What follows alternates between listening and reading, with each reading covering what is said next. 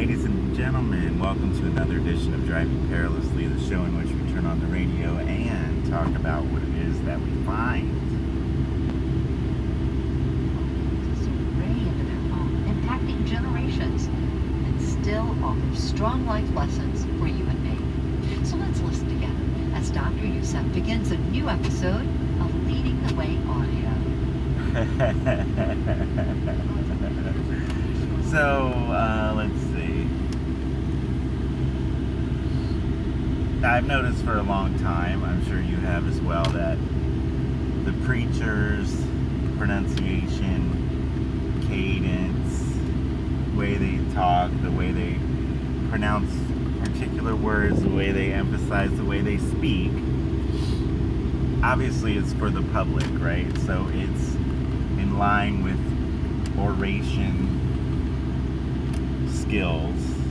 You know, they get louder, they get softer, they use alliteration, they try to get your attention, so forth. And one of the things I often think of is if people listened to the sermons of the Reverend Dr. Martin Luther King Jr.,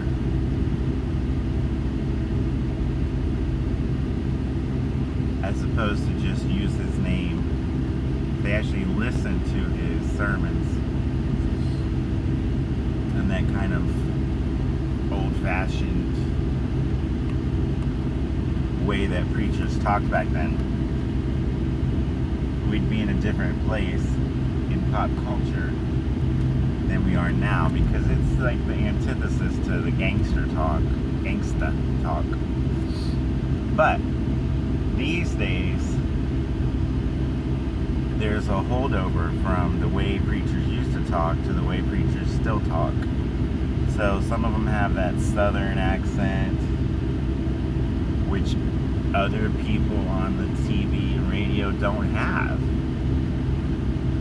But there's also... And not take it to heart and believe it as the Word of God and trust it completely. Then one day I went on studying. But there's also this strong element of foreign accents in contemporary Christian preaching. About answers to prayer. In fact, the word he uses, lest your prayer, if that unit is not there, he said, lest your prayer. So that's Dr. Youssef. But there's also this lady from Australia that I hear a lot. And other people with these just bizarre accents. Scottish, you know, there's a long tradition of Scottish Protestantism that's popular here. And I just wonder about the difference between the way people talk on the street in their homes versus how they talk in front of everybody else, right? So it's just an interesting thing. I always think that because Jesus meets us where we are, that we should not use bizarre vocabulary that people that are not in our subculture won't understand, but use words that everybody can understand. But you know, these people, they're from other countries and they have accents and they haven't lost them, and that's fine. But I just wonder about the pretense of it all and how, not pretense, but I wonder about the difference in the way people talk in the pulpit versus the way people talk just any other time. So the presenters, they're from other places, so they have other accents. But me, the American listener, what is it about a foreign accent or a southern accent or some kind of accent as opposed to the normal media speak accent that appeals to the person who is looking for authenticity because that newscaster accent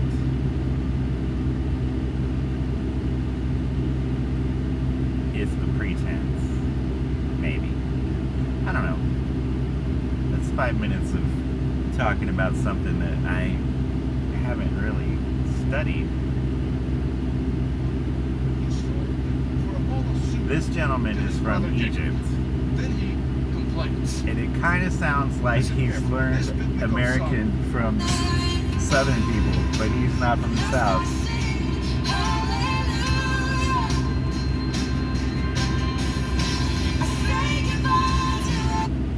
And this Harmony, next story beautiful. relates to US foreign policy cast more than 20 years ago in Afghanistan. Oh, no, you're not talking about Afghanistan. People are up in arms that important information might have been left around where someone might have seen it. Meanwhile, how many billions of dollars worth of sensitive equipment were just left there for this evil regime? Really? Okay, so we've got Central and South Asia from 2019. accents. That's an interesting thing that I always think of. We should say the country the way that the people say it. Now, I don't know if I've ever met anybody from Afghanistan, but I've heard people who pretend to be, who purport to be genuine, say it more like that, and not Afghanistan. But wherever you are, you should try to say the name of the place where you're visiting, right? Duh. Like when people call me Kyle, it's like, it's not really my name. Alright, what else you got?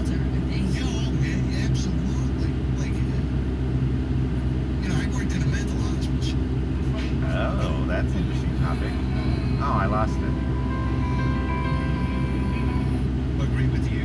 How do you feel about that?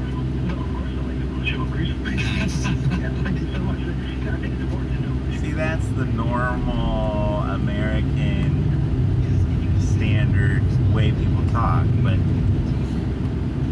these Christian preachers don't really talk quite like that.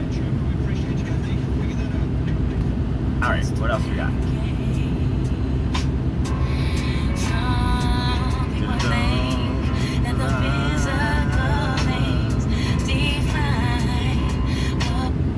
Beautiful.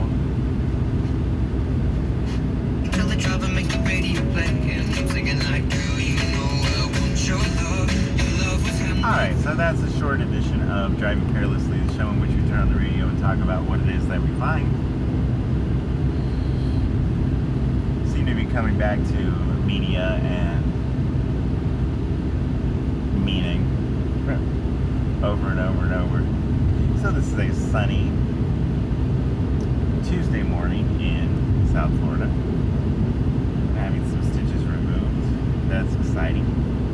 I don't know if I've ever had stitches removed before. No, I had stitches up here once, but they were the kind that just dissolved.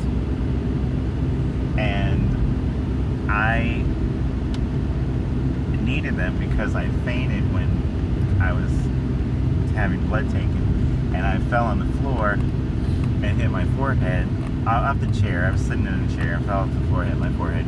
So it wasn't a fall from a great height or anything. But I woke up to the doctor above me saying, "You're going to have a scar just like Harry Potter in a lightning shape." And I thought he was kidding because, you know, he's trying to say something to lighten the mood because I just woke up from being passed out. But it was actually a lightning shape, but it just kind of blended in with my wrinkles, frown wrinkles up here. But yeah, those that was glue. It wasn't even stitches. I don't know if I've ever had stitches removed, but hardly any. I mean, just tiny discomfort, not even pain. Wouldn't even use the word pain. So have a good day. It's happy Tuesday to you, and we are another edition of Driving Perilously. Have fun.